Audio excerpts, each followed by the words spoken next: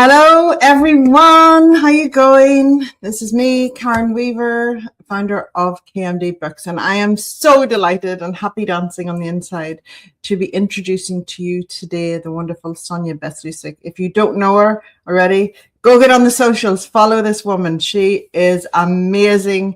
What she shares with the world is amazing, and she just shows that you don't have to be loud to have impact. She's just a treasure. I love being part of her life. I loved watching her in Sydney at a recent She Talks event in Sydney, and where she done an amazing workshop. Like, this is stuff that just changes your life. So I'm going to introduce Sonia to come up and have a little chat with me and share all about the wonderful things that she's doing in the world. And then we're going to talk about her amazing book, Raising Empowered Humans. Come and join me, Sonia. Hey, Karen, how are you? I am so good. How are you going? I am doing amazing, and I'm excited to be having this chat. I'm so happy that we are here in this moment, bringing this book out into the world, because I have to tell you, it's my favorite book cover. I love it so much. I love it. And the content is to match. It's just groundbreaking thought leadership. Beautiful. And it's so important. Like, we're coming up to Mother's Day here. The focus is on, and we really, like, if you look at the subtitle of your book, like, it's just epitomizes what every mother wants for their child, isn't it? So that they can be empowered that way. And it's just phenomenal. So can you share with everyone, before we get into talking about this amazing book, a little bit about yourself, what you do, and where people can find you? Yeah, so my name's Sonia, as everyone can see. I started my journey, I'll say professionally, as a speech pathologist. So that's really what I've been known for now for almost 3 decades.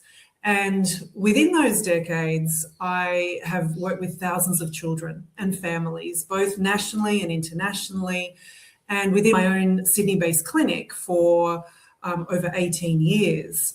And the reason that I opened that clinic to start with, Karen, was because in all of my work in education systems and health systems and various other organizations, I discovered really quickly that those systems were quite disempowering. So they weren't always matched to the brilliance of what children could offer. And so that was really the impetus for me opening my clinic, because I was like, right, from everything I've learned in the hospitals and in the health and in the education, what would I do differently? And for me, it was about, how do I hold humans in their wholeness and create a place where they feel like they're coming home and coming back to themselves, and they're not just limiting themselves to believe they are the labels that have been applied to them. So that was really the beginning of the professional journey. And then 4 years into opening my company, I had my first child, and then I had 2 more, and I had them all in 2.5 years. And that created a whole other chapter, right? So but I wasn't that crazy. You had 6, or you have 6. So I can't even imagine that. But, you know, entering motherhood, that was a whole other transition. That was a whole other personal development course that just keeps going and keeps giving, right? Never stop. But that's really where I felt a deeper level of connection and understanding to all the parents, especially the mums, who had come through the clinic and who were feeling so much burden on their shoulders, so much guilt, so much blame. And again, I felt, you know, what can we do here? Because we need to just flip the script. We need to come back into empowerment. We need to remember the truth and kind of dig through all of the crap that we tell ourselves and all the stories that are not helping us. And so that really kind of informed, you know, my writing journey from my first 3 books to now this 4th book, Raising Empowered Humans. And your other 3 books, 2 children's books, and then you've got the beautiful book Flourish, that just is, it's for moms, and it really because it starts with us first, doesn't it? It starts with the mums, because that's what the kids experience, that's what they pick up from, and all of the things. And one of the things that I loved listening to you about was whenever you started talking about energy and frequency. And we all know you talked about guilt and shame and stuff. They're like, they are the lower frequency, lower vibration. And I learned from you that they're the energies that you're in before it's a very low vibrational. And but yet joy and love and peace are all at the top. So if we focus up there, we're able to be the best versions of ourselves. Whereas if we're being guilty for letting our kids down, like, we're humans, we're mums, but we're still human. Yes. And all of things, and there's a lot of pressure in society on mums, a lot more than, because I know I grew up in the 80s, like, we were out there carefree doing, our mums didn't even know where we were half the time, whereas these days we know where our kids are all the time, because we have a lot of. So can you speak to that for us? Yeah, and so my journey, I guess, even as a speech pathologist, I was very much, I call it, in the spiritual closet. I was doing a lot of training, a lot of learning at a personal development level, obviously personally, but also I wanted to learn more. I've always been a seeker. I wanted to learn about energy medicine and quantum science and every human science you can pretty much think of. I wanted to learn as much as I could, because that expanded my toolbox. So basically with energetics, I pretty much fell in love with, I would say, the language that bridged science and spirituality, and energy medicine and energy healing. And so very much Raising Empowered Humans brings that all together. So what I spoke about at the workshop, I really looked at, well, everything is energy and we all carry an energetic field. And so often as parents and even as educators and helping professionals, we're always looking outside to how do we help, how do we give? And, we're all about giving, but there's often that confusion of being of service and being of sacrifice. So it's kind of understanding the energy that we carry within our field, number one.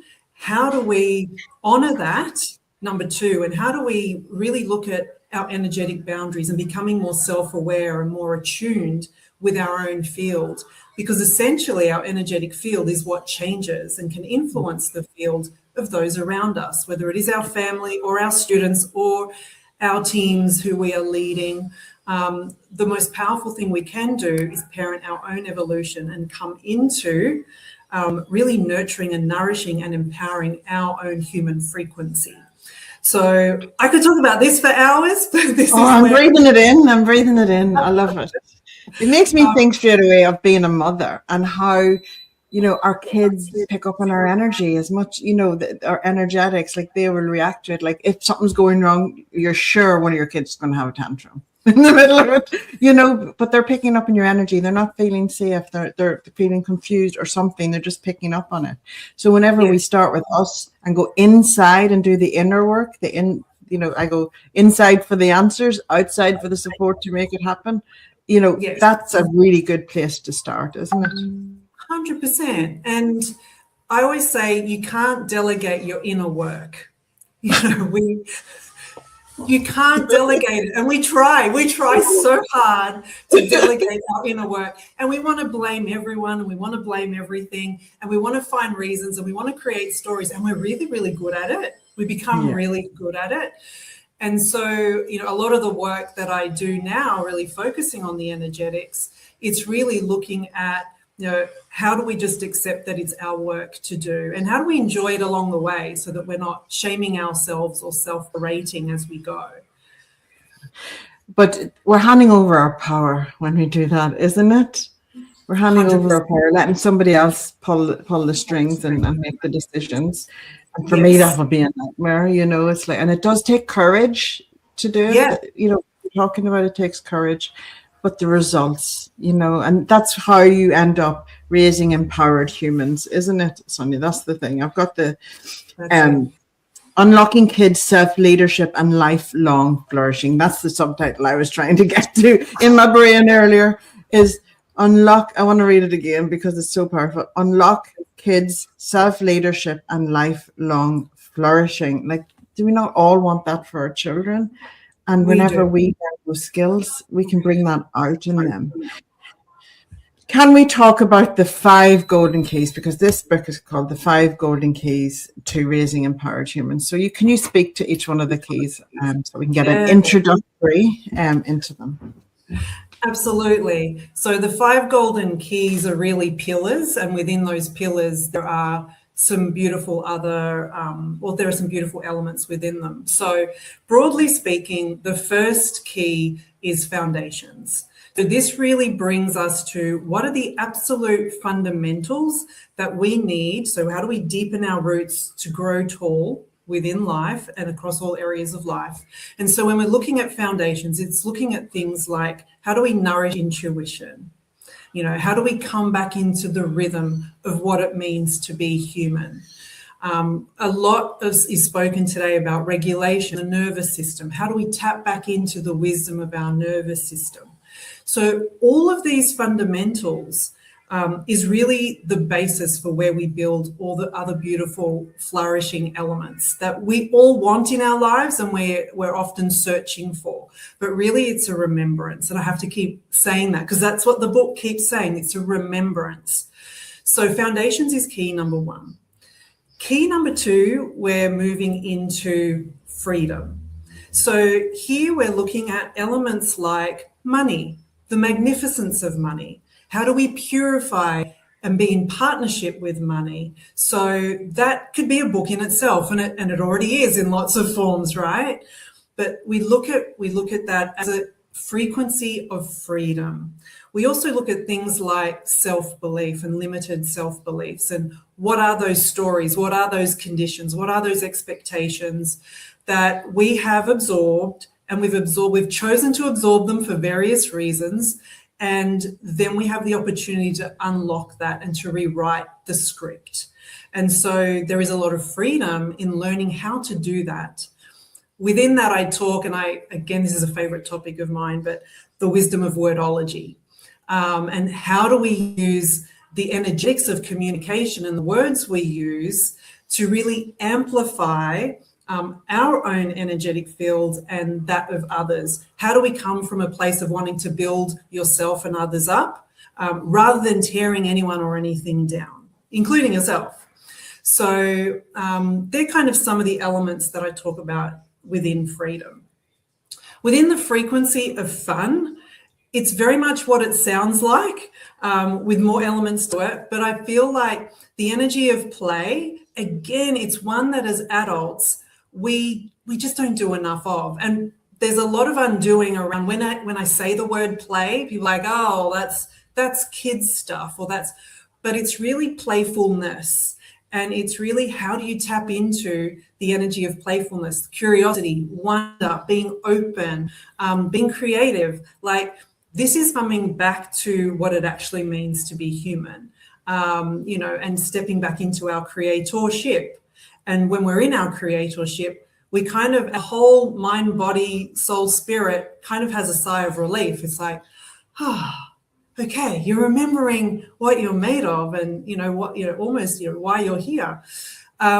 So the energy of fun and play is super, super important. So I love the science of that, and I dig into that in very practical ways. Then we've got fulfillment. So that's the 4th key. And fulfillment is very much about coming into alignment. And when we're in a place of alignment, we're really feeling like everything is in flow, and it doesn't mean life is easy, but it means that because we have built ourselves on a strong foundation, we're able to feel what is aligned and meant for us and what is not. So we're able to navigate, make decisions more clearly, know what is ours, know what is not ours, and really live from the inside out, so that what we're seeing in our outside world reflects the growth and the evolution within our inside world. And that's really powerful. That's a beautiful place to be. And that really shifts a lot of dynamics as to how you experience life and how you create an experience of life that is different for others. It's almost that flavor where you meet someone and you're like, I don't know what it is about them, but I need to talk to them, or I just want to be around them, or just their presence in a room is really felt because they're holding an aligned and coherent presence. And that's a very powerful place to be. And then the fifth golden key is very much about flourishing. So here it's about contribution, it's about legacy, it's about inspiring service. So it's a beautiful place where I call it the energy or the frequency of celebration is really what's vibrating at a cellular level within your body, because you're in a place where you're feeling comfortable within your skin. You're feeling like you can celebrate someone else's success, someone else just being who they are unconditionally and with complete acceptance. And this is very, very healing for those who are around you and, of course, within yourself as well. And I think often we forget that when we're able to be in that place of just gifting that to others, that's really why we're here. You know, the whole point is to flourish and to aid in the flourishing of others. So, yeah.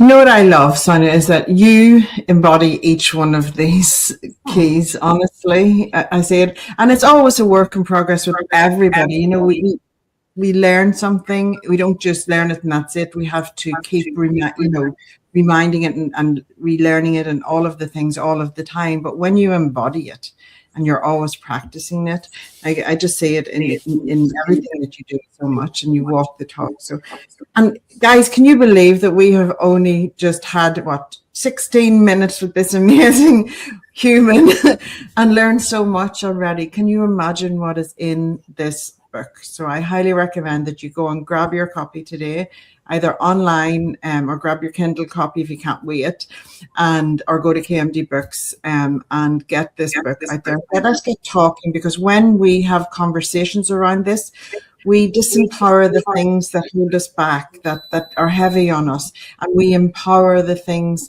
and add into the things that rise us up and help us become the best versions of ourselves and help us not feel alone. Because quite often people feel isolated with things that are going on. But whenever you go inwards for the answers, but outside for the support to make it happen, and have the conversations and feel connected and all of those things, all of that good stuff, isn't it, Sonia? It is. And you know what, Karen, that's, as you were speaking, I was getting the throat area, because that's that channel of expression is often what I'm working a lot on, for myself and with others as well. It can be so hard to speak from the heart sometimes. And I feel like that channel of expression to say, I need help, and reframing that to, when I'm asking for help, I'm actually respecting myself and those people in my world. And it happens to all of us, including myself, where you've ignored some signs, and then you really need help, and then you're like, okay, I was forced to ask for help.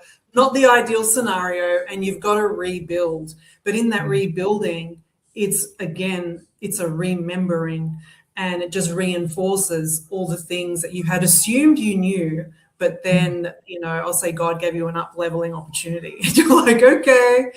And so it's a cycle. You're always going to keep coming back around to that, remembering it, so don't try to avoid it, embrace it, and keep it close to you, because it's a beautiful thing. It's a beautiful thing. It is. And I feel like when we allow the gift of asking someone for help, because it is a gift and it helps the other person to be able to lean in, then you're actually growing together. And that is a bond and a connection that can't happen when you're trying to do it all on your own. Absolutely. Well, I could talk to you all day, Sonia, as you know, because this is such a subject close to my heart, and I know how much it impacts people. But guys, go and grab your book, and then get in touch with us or Sonia and let her know, let people around you know, because this is like a movement, really, whenever we all embrace it and come together in it. So thank you, everyone, for joining us. Thank you for watching. And thank you, Sonia, for showing up today and sharing this power of story, which is raising empowered humans. Thank you. I've loved sharing time with you, Karen. Bye, guys. Have a good day.